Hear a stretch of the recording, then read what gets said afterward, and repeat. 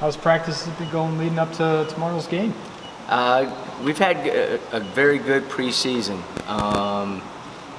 Growing as a team in terms of guys starting to get a little more defined roles heading into this year. Our returning guys have taken on a little more ownership in terms of us taking the next step, which is a challenge for us.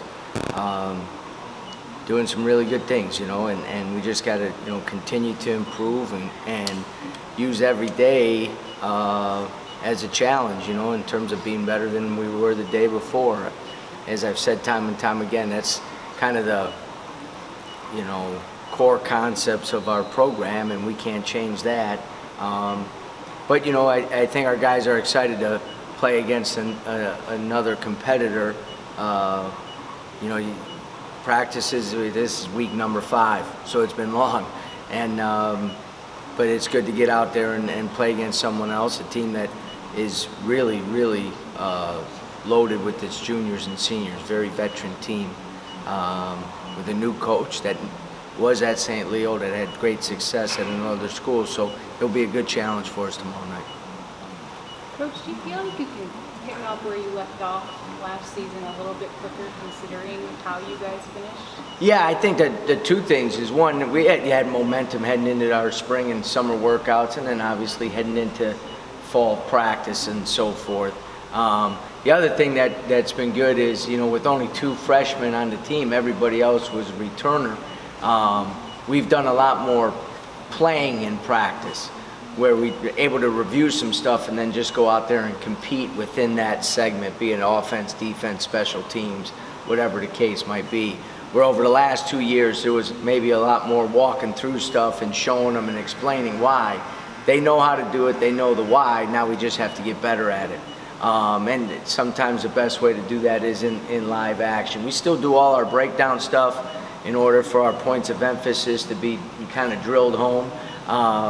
But with a more veteran group, when I say veteran, it's interesting because it's still only 2 seniors, but David and JB, and it's like those guys have been here for 10 years already, and they're only juniors, you know what I mean? But they've played so many minutes, so we have a lot of playing time experience for us. But with only 2 seniors, it's still unique. But practices are at a much faster pace than they have been the last 2 years. What is the next step for this team? I mean, what's the next goal? Well, I think the one thing is we're going to be faced with some challenges this year that we've never encountered before. And I mentioned some of it earlier. If we lost the game, I'm not sure anybody was like, "Whoa, what's going on?" You know what I mean? I mean, we lost to the Citadel, no offense to the Citadel. And I had people coming up to me saying, "Wow, what a great game." They won 6 games last year or 8 games last year. But it was an entertaining game because it was up and down. We're going to face things that we've never faced before. And that's something that your connectiveness and your focus on where you want to get to, and there's steps along the way and there's bumps along the road that we're going to have to handle. Again, I've said it time and time again, we were 0-7 against the teams in our league that made it to the NCAA tournament. We weren't good enough to beat them. And I tell our guys all the time, if there's a goal that you want to achieve and you're not achieving it, if you're working hard, there's only one reason: you're not good enough yet. And so that means you got to get better, and you got to look at the things that you're not good at and get better in those areas. Coach, can you talk about Q's leadership going into his last year? Yeah, when you look at, I said he's kind of the soul of our team, where David's kind of the heartbeat, because the Quincy just, has a really good feel for what we're trying to get done. He wears and plays with his emotions on his sleeve a little bit, which is good. You need that. He's an unbelievable competitor, and that kind of filters through the rest of the players. And he doesn't take non-competitiveness from his teammates very well, which is good. And he's earned the respect of our guys. And I think two things. One, with him fighting through all the lower leg injury that he had last year and only missing 2 games because of it was incredible. And I think he earned a lot of respect from our guys in that. And at the same time, I think the work that he's put in for his skill development has been something that our players have noticed. You have an opportunity to have a good team when your leaders are also your hardest workers and guys that have bought in the most. And LaQuince has definitely done that. Obviously, coming back from the draft, I mean, he has picked up a few things or two. Has he showed that he's been playing a little bit better in practice? Yeah, I think he's had, we were very cautious with him in the summer. He did his workouts and stuff like that.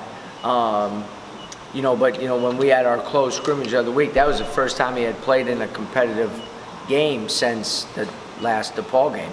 He didn't play in Canada or anything like that. So, he's a much improved player, which is pretty hard to do considering he led the league in steals, assists. I think he's the top 10 leading scorer coming back in the league as well, and different things like that. So, but there's, the 3 areas that he needs to grow in and get better. He needs to shoot the ball better from the 2. He needs to finish some more plays around the basket.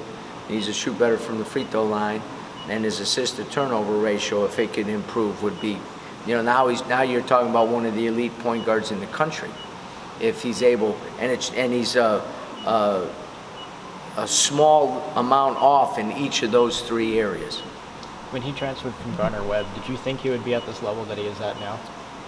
As I said, that spring, we were just trying to get the toughest kids we could find. And I watched 3 or 4 films, and I talked to a coach in the Miami area that knew him, that I had a lot of respect for, and that's what he said he was. And it wasn't just, we didn't just need toughness because I like tough kids that play. We needed mental toughness too, because I knew those first few years, you better be mentally tough or you ain't gonna last around here. You're gonna find someplace else, because we knew the hole we were in and that we needed to scrap, claw, and dig ourselves out of. So, it didn't take too long for us to figure out when he came up here in that summer that he had a chance in our system, the way we play, the way we pressure the ball defensively, the way we get after it, and the way we push the ball, that he could be a special player for us. Just that group as a whole, I mean, you were recruiting in the 11th hour. Yeah. And you brought these guys in for a reason, but could you have imagined they panned out? No, we were lucky. Yeah. I mean, I'd be honest with stuff. I mean, we were lucky in terms of what they've been able to do basketball-wise, but we did our homework in what kind of character they were. Were they tough kids? Were they guys that really wanted to work? They were all under the radar. Mm-hmm. LaQuincy's coming from Gardner-Webb. He wasn't a top 300 kid coming out of high school. David Collins visited Akron. Justin Brown didn't even have another visit planned at that particular time. Yet, I think he visited Iowa State early, but then we were the only one in the spring. So when you look at those, 4 guys, I mean, we caught a break. The only guy I saw play live in that group was Justin Brown. I saw a workout at Hargrave. Everything else was done on film, was done by our staff, either seeing them or knowing someone that could really give us the intel that we needed. And then it was, bring them up on campus and spend 3 days with them and try to grill them a little bit to see if they were our kind of guys. Mm-hmm. And luckily, all 4 of those guys were. Coach, that Canada trip, what did you guys learn from it? That they follow the crap out of you over there and they don't call a lot. No, very physical, and we were taken back a little bit in some stretches, but we handled it pretty well. I think that was really good. It was good for our returning guys that played, just for an opportunity to compete and play. But it was really good for some of the younger guys who hadn't played as much, or Zach, who hadn't played at all, to get out there, Madut, who hadn't played, just to get out there and compete, and for us to kind of get a better feel for them in that type of setting. when Zach hits the court tomorrow, it'll be the first time he's played in a uniform in 2 years. You know what I mean? So those are the challenges that some of these guys face, but the Canadian trip gave us some of that insight earlier. You mentioned Dawson. I mean, what is his role going to be this year for this team? That's, I mean, we haven't even put on our Halloween costumes yet. You know what I mean? So it's early when it comes to roles. There are some that are really well defined right now, and there are some that are very, still in flux. And I think his is one of them. He did not start going live in practice until 10 days ago because of the knee injury that he sustained in Canada. And again, with something like that, with a young player like that, we're overly cautious, especially during the preseason or off season. So because of that, it set him back a little bit. There's no question about it. Just in terms of, he was able to do non-contact stuff for 2 weeks, and then 10 days ago he started doing full practices and so forth. But in our close scrimmage, he didn't play in that. He's a talented player. There's no doubt about that. But again, being off for 2 full years, that's hard. You know what I mean? That's hard. Luckily, he's got some upper class perimeter players to learn from in terms of how you go about taking care of your daily business. You mentioned earlier you guys are going to face stuff you haven't had to face in previous years. Obviously, there are high expectations for this team, and there might be some setbacks. How have you mentioned to the guys how to handle them? Well, yeah, I mean, we talk about it. I'll guarantee there will be setbacks. It's just that's part of college basketball. You know what I mean? So the biggest thing is, as I said earlier, I mean, we have our expectation in our program, and the one that we need to meet every day is, are you better than you were yesterday? That's the only expectation that we have. And I have high expectations for our guys individually and collectively. If they meet mine, we'll be all right. But again, it a little bit comes from the leadership group in our team. In terms of when you face those challenges and different things, and for the first time again, there'll be different things being said. You got a lot of different platforms that if you lose a game or you don't play well, that there's negative comments can come on. It's really important that guys understand that. That guys understand it and embrace you got to stay humble when things are going well, and you got to really kind of hunker down and hit the mattresses if things aren't going well. It's just one of those things you got to kind of go through to really understand. And that's the thing. You can go back and live and go back to some experiences in the past, but we don't have, nobody in our program has any of those experiences. They've never had them before.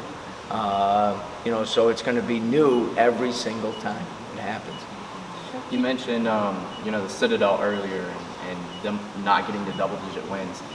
But you don't really have a team like that. I mean, you've got a Florida State, a Utah State. How prepared and I guess how excited are the guys to play a tougher non-conference? Well, we talked about it, how important it was to build a great non-conference schedule. And there's 2 areas you have to hit to build a non-conference schedule that it puts you in position to play in the postseason. And that's what we put together this year. You have to play some really, high-level quadrant 1 teams. And then the one-way games, the single games that you play at home, have to be against quality opponents. You can't have 5, 6, 300 level teams on your schedule. So with our one-way games against a Furman who won 28 games last year, Wofford who won 30 games, Drexel out of the Colonial. Those type of teams, Florida Atlantic that won 18 games last year, and Dusty's done a great job there. They're going to be really good this year.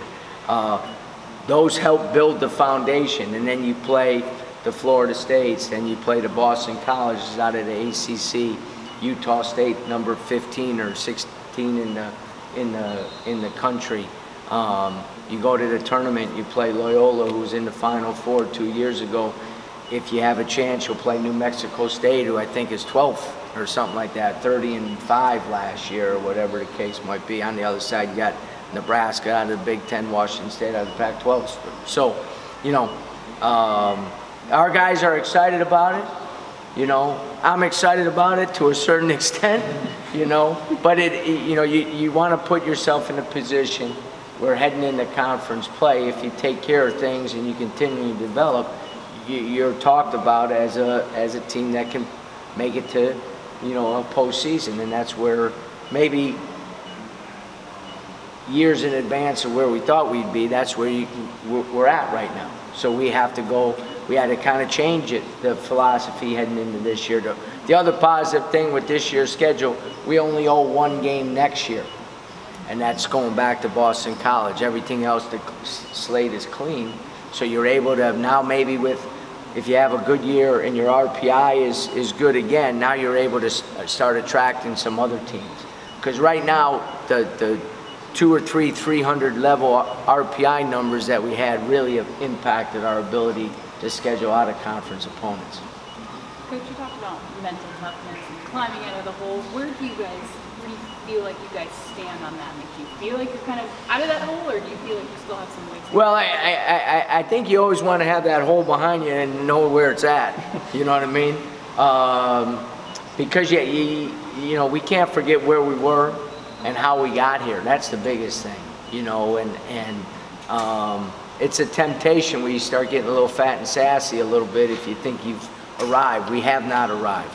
You know, have we made great strides? Is there some excitement around the program? No question about it. Do we have really high-level guys that have embraced doing the work and changing it? Yeah, we do. But we still got some steps to go, and we're at a point right now where the steps have to be made in wins and losses, you know, because our guys are doing great in school. They're doing, you know, both seniors are graduating again. We're doing so many other things, and so much of a building process is under the surface. And then the final phase, which usually doesn't happen in 1 year, to be honest with you, you know, because you also have to look at the history of the program when you look at how long it's going to take to build something as well. I think someone told me we have 3 times as many 20 loss seasons as we have 20 win seasons, you know. So you don't just snap your finger and all of a sudden you're you know, in the NCAA tournament in advance and winning 25 games every year. That, you know, take a special group. So one thing is you have to embrace that this group does have a chance to do something very special. You know what I mean? Very special. I don't know if we've ever had back-to-back. When's the last time we've had back-to-back winning seasons, let alone 20-win seasons? You know what I mean? So you're doing a dance the whole year, you know, because you're excited about where you're going, but you also know we ain't where we want to be yet. And so, you know, our guys have to be really